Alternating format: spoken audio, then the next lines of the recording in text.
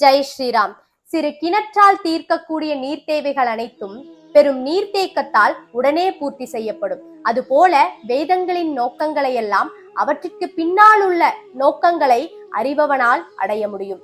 பகவான் கிருஷ்ணர் அத்தியாயம் 2 ஸ்லோகம் 46. ஒரு சின்ன கிணத்துல இருக்கிற தண்ணி எவ்வளவு விஷயங்களை பூர்த்தி செய்யுதோ அதையவே ஒரு பெரிய நீர்த்தேக்கம் வெகு வேகமா பூர்த்தி செய்யும். அந்த மாதிரி ஒரு வேதங்களை நம்ம படிக்கும் பொழுது அதற்கு பின்னாடி இருக்கிற நோக்கங்களை நம்ம சரிவர தெரிஞ்சுட்டு படிச்சிட்டோம் அப்படின்னா நம்ம ஞானி ஆயிரலாம் அப்படின்னு சொல்லி. எனக்கு சின்ன வயசுல இருந்துங்க கஷ்டமா இருந்தாலும் சரி சந்தோஷமா இருந்தாலும் சரி நான் வர்ற இடம் இதுதான். நான் நிறைய இடங்கள்ல மாறி மாறி படிச்சேன், வெளியில போனேன். எங்க போனாலும் நான் வந்ததையும் பார்க்கக்கூடிய ஒரு முகம் பெருமாளுடைய முகம். திரும்பி நான் இங்கிருந்து கிளம்பி போகும்போது பார்க்கக்கூடிய முகம் பெருமாளுடைய முகம்.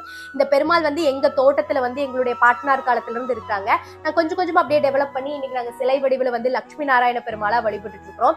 எப்படின்னா நமக்கு கஷ்டப்படுற நேரத்துல கடவுள் மட்டுமே துணைங்க. எவ்வளவு கஷ்டமா இருந்தாலும் எனக்கு இங்க நான் சாமி கும்பிட்டுட்டு போனேன் அப்படின்னா எனக்கு அது மனசுக்கு ரொம்ப ஆறுதலா இருக்கிற மாதிரி இருக்கும். சோ அந்த மாதிரி தாங்க நம்ம கடவுளை ஏதாவது ஒரு ரூபத்துல வழிபட்டுட்டே இருக்கணும். சோ அதன் விளைவாதான் எனக்கு பகவத்கீதை படிக்கிறதுக்கான ஒரு வாய்ப்பு கூட கிடைச்சது அப்படின்னு நான் நினைக்கிறேங்க. எனக்கு துணையா இருக்கிற எங்களுடைய பெருமாளுக்கும் லட்சுமி நாராயண பெருமாளும் தான் என்னுடைய வாழ்க்கையை இனி வர காலங்களை நடத்துவாரு. நமக்கு தாண்டின ஒரு சக்தி இருக்கு. அது கடவுளா நினைச்சு வழிபட்டீங்க அப்படின்னா எந்த துன்பங்கள்ல இருந்தும் நீங்க ஈஸியா வெளியில வர முடியும். ஜெய் ஸ்ரீராம்.